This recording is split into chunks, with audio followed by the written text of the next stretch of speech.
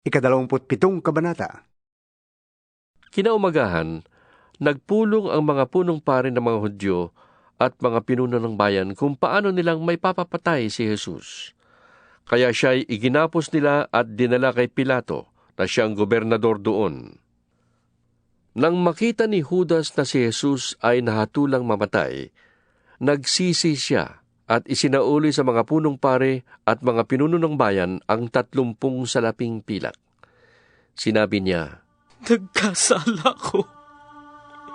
Ipinagkanulo ko ang dugo ng taong wala ni bahid ng kasalanan." Ano pakialam namin sa'yo? Bahala ka sa buhay mo. Sagot nila. Inihagis ni Judas sa loob ng templo ang mga salaping pilak at pagkaalis doon, siya'y nagbigti. Pinulot ng mga punong pare ang mga salaping pilak. Sinabi nila, Labag sa kautusan na ilagay ang salaping ito sa kamangyaman ng templo, sapagkat bayad ito sa buhay ng isang tao. nagkaisa sila na ang salaping iyon ay ibili ng bukid ng isang magpapalayok upang gawing libingan ng mga dayuhan. Mula noon, ang bukid na iyon ay tinawag na Bukid ng Dugo hanggang sa panahong ito. Sa ganitong paraan, natupad ang sinabi ni Propeta Jeremias. Kinuha nila ang 30 salaping pilak. Ang halagang katumbas niya ayon sa mga Israelita, at ginamit ito upang bilhin ang bukid ng isang magpapalayok ayon sa inutos sa akin ng Panginoon. Iniharap si Jesus sa gobernador at siya'y tinanong nito. Ikaw nga ba ang hari ng mga Hudyo? Sumagot si Jesus. Kayo na ang may sabi. Ngunit nang paratangan siya ng mga punong pari at ng mga pinuno ng bayan, hindi siya umimik. Kaya't sinabi sa kanya ni Pilato, Hindi mo ba narinig ang paratang nila laban sa iyo? ngunit hindi pa rin siya umimik, kaya't nagtaka ng labis ang gobernador. Kinaugalian na ng gobernador na tuwing Pasko ay magpalaya ng isang bilanggo, sino mang mahiling ng taong bayan. May isang kilalang bilanggo noon na ang pangalan ay Barabbas. Kaya't nang magkatipon ng mga tao ay tinanong sila ni Pilato, Sino ang ibig ninyong palayain ko? Si Barabas o si Jesus na tinatawag na Mesiyas? Alam ni Pilato na naiinggit lamang sila kaya nila isinakdal si Jesus. Bukod dito, nang si Pilato ay nakaupo sa hukuman, nagpasabi ang kanyang asawa. Huwag kang makialam sa taong yan. Wala siyang kasalanan. Ngayon ay pinapahirapan ako ng aking panaginip tungkol sa kanya. Ang mga tao na may sinulsulan ng mga punong pari ng mga Hudyo at ng mga pinuno ng bayan na hilingin kay Pilato na si Barabas ang palayain at si Jesus ay ipapatay. Muli silang tinanong ng gobernador, Sino sa dalawa ang ibig ninyong palayain ko? sigaw ng mga tao. Sinabi sa kanila ni Pilato, Kung gayon, ano ang gagawin ko kay Jesus na tinatawag na Mesiyas? at sumagot ang lahat, Ipako siya sa krus! Bakit? Ano ang nagawa niyang masama? tanong ni Pilato. Ngunit lalo pang lumakas ang kanilang sigawan. Ipako siya sa krus! Nang makita ni Pilato na wala siyang magagawa at malamang ba'y magkagulo, nagpakwa siya ng tubig at naghugas ng kamay sa harap ng mga tao.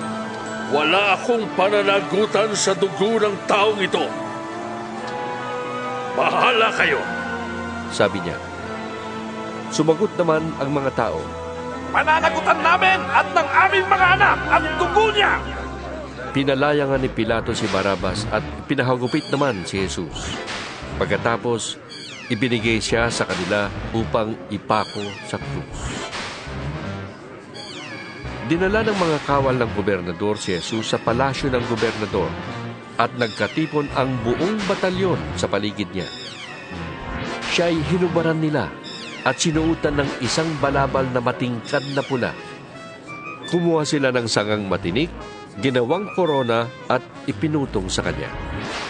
Pagkatapos ay pinahawak siya ng halamang tambo sa kanang kamay. Siya ay ininsulto nila at niluhod-luhuran at pinati ng ganito, Mabuhay ang hari ng mga Hudyo! Siya ay pinagduduraan pa nila. Kinuha nila ang tambo at ito'y inahampas sa kanyang ulo. Matapos kutsain, hinubad nila ang balabal at muling sinuutan ng sariling damit. Pagkatapos, inilabas siya upang ipako sa krus. Paglabas ng lunsod, nakita nila ang isang lalaking taga Sirene na ang pangalay Simon. Pilit nilang ipinapasan sa kanya ang krus ni Jesus.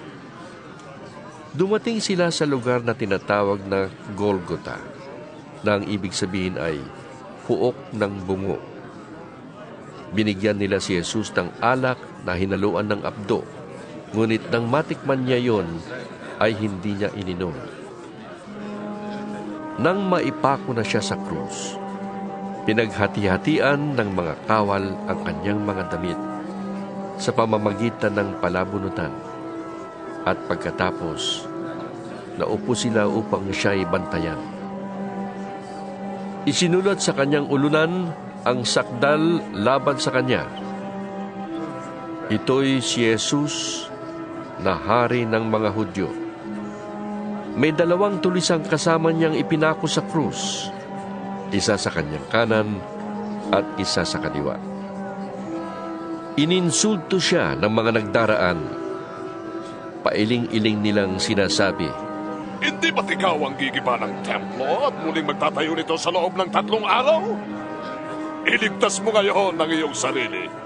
Kung ikaw nga ang anak ng Diyos, bumaba ka sa krus! Kinutya rin siya ng mga punong pari ng mga Hudyo, mga tagapagturo ng kautusan at mga pinuno ng bayan. Sinasabi nila, Iniligtas niya ang iba, ngunit ang sarili di mailigtas. Di ba siyang hari ng Israel? Buwaba lang siya ngayon sa krus ay maniniwala na kami sa kanya. Nananalig siya sa Diyos at sinasabi niyang siyang anak ng Diyos. Tingnan natin kung ililigtas siya ng Diyos. nilait rin siya ng mga tulisang ipinakong kasama niya. Mula sa tanghaling tapat hanggang sa 3 ng hapon ay nagdilim sa buong lupain. Nang mag-aalas 3 na ng hapon, sumigaw si Jesus. Eli, Eli, lema sabachthani. Na ang ibig sabihin, Diyos ko, bakit mo ko pinabayaan? ito'y narinig ng ilan sa mga nakatayo roon, kaya't sinabi nila, Tinatawag niya si Elias. may isang tumakbo at kumuha ng espongha. Binasa ito ng maasim na alak, nilagay sa dulo ng isang patpat at ipinasipsip kay Jesus. Sinabi naman ng iba, Hintay muna! Tingnan natin kung darating si Elias upang iligtas siya! Muling sumigaw si Jesus ng malakas at nalagutan ng hininga. Biglang nahati ang tabing ng templo mula sa itaas hanggang sa ibaba. Nayanig ang lupa at nabiyak ang mga bato. Nabuksan ang mga libingan at muling nabuhay ang maraming banal na namatay. Lumabas sila ng libingan at pagkatapos na muling mabuhay si Jesus, sila ay pumasok sa Jerusalem at nakita roon ng marami. Nasindak ang kapitan at ang mga kawal na nagbabantay kay Jesus nang maramdaman nila ang lindol at masaksihan ang lahat na nangyari. Sabi nila, Tunay na si anak ng Diyos. naroon ding nagmamasid sa di kalayuan, ang mga babaeng mula pa sa Galilea ay sumusunod na kay Jesus at naglilingkod sa kanya. Kabilang sa kanila si Maria Magdalena, si Mariang ina ni Santiago at ni Jose at ang asawa ni Zebedeo. Pagsapit ng dilim, dumating ang isang mayamang taga-Arimatea na ang pangalay Jose. Siya ay tagasunod din ni Jesus. Hiningi niya kay Pilato ang bangkay ni Jesus kaya't iniutos ni Pilato na ibigay ito sa kanya. Kinuha nga ni Jose ang bangkay at binalot ng bagong telang lino. Inilagay niya ito sa kanyang bagong libingan na ipinauka niya sa bato. Pagkatapos, iginulong niya sa pintuan ang isang malaking batong panakip at saka umalis. Kasama sa paglilibing sina Maria Magdalena at isa pang Maria. Nakaupo sila sa tapat ng libingan. Kinabukasan, pagkatapos ng araw ng paghahanda, sama-samang nagpunta kay Pilato ang mga punong pari ng mga Hudyo at ang mga Pariseo. Sinabi nila, Naalala po namin na sinabi ng mapagpanggap na yon nung siya'y nabubuhay pa, na siya'y muling mabubuhay pagkaraan ng 3 araw. Kaya, pabantayan po sana ninyong mabuti ang libingan hanggang sa 4 araw. Baka pumunta doon ang kanyang mga alagad at kunin ang bangkay. At pagkatapos ay ipamalit ang siya'y muling nabuhay. Ang pandarayang ito'y magiging masahol pa kaysa una. sinabi sa kanila ni Pilato, Kumuha kayo ng mga kawal at pabantayan niyong mabuti ang libingan. kaya pumaroon nga sila at nilagyan ng tatak ang batong panakip sa libingan at pinabantayan sa mga kawal. 28 Kabanata. Makaraan ang araw ng pamamahinga, sa pagbubukang liwayway ng araw ng linggo, lumakad si Maria Magdalena at ang isa pang Maria upang tingnan ang libingan ni Jesus. Biglang lumindol ng malakas. Bumaba mula sa langit ang isang anghel ng Panginoon. Iginulong ang batong nakatakip sa libingan at naupo sa ibabaw niyon. Ang kanyang mukha ay nakakasilaw na parang kidlat at puting-puti ang kanyang damit. Nanginig sa takot ang mga bantay nang makita ang anghel at sila'y nabwal na parang mga patay. Ngunit sinabi ng anghel sa mga babae, Huwag kayong matakot.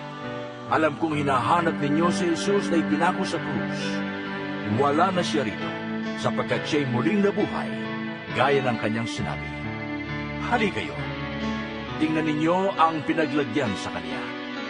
Pagkatapos, lumakad kayo agad at ibalita sa kanyang mga alagad na siya'y muling nabuhay at mauuna sa inyo sa Galilea.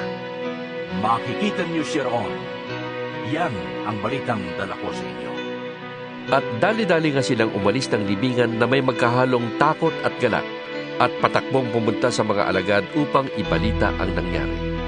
Ngunit sinalubong sila ni Jesus at binati. Lumapit sila sa kanya, hinawakan ang kanyang mga paa at sinamba siya. Sinabi sa kanila ni Jesus, Huwag kayong matakot. Humayo kayo at sabihin sa mga kapatid kong pumunta sa Galilea at makikita nila ko roon. Pagkaalis ng mga babae, pumunta sa lungsod ang ilan sa mga kawal na nagbabantay sa libingan at isinalaysay sa mga punong pare ng mga Hudyo ang buong pangyayari. Nakipagpulong ang mga punong pare sa mga pinuno ng bayan at nagkasundo silang suhulan ng malaki ang mga kawal. At ang mga ito ay inutusan nilang ganito ang ipamalita. Habang natutulog kami kagabi, dumating ang mga alagad ni Jesus at ninakaw ang kanyang bangkay. Sinabi pa nila, Huwag kayong mag-alala. Kung makarating man ito sa gobernador, kami ang bahala.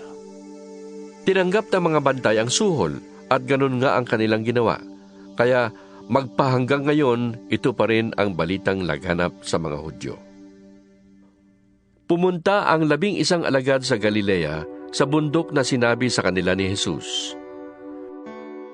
Nang makita nila si Jesus, siya ay sinamba nila. Subalit may ilan sa kanilang nag-alinlangan. Lumapit si Jesus at sinabi sa kanila, Ibinigay na sa akin ang lahat ng kapangyarihan sa langit at sa lupa. Kaya humayo kayo at gawin ninyong alagad ko ang mga tao sa lahat ng bansa. Bautismuhan ninyo sila sa ngalan ng Ama at ng Anak at ng Espiritu Santo. Turuan ninyo silang sumunod sa lahat ng iniutos ko sa inyo. Tandaan ninyo, ako'y laging kasama ninyo hanggang sa katapusan ng panahon.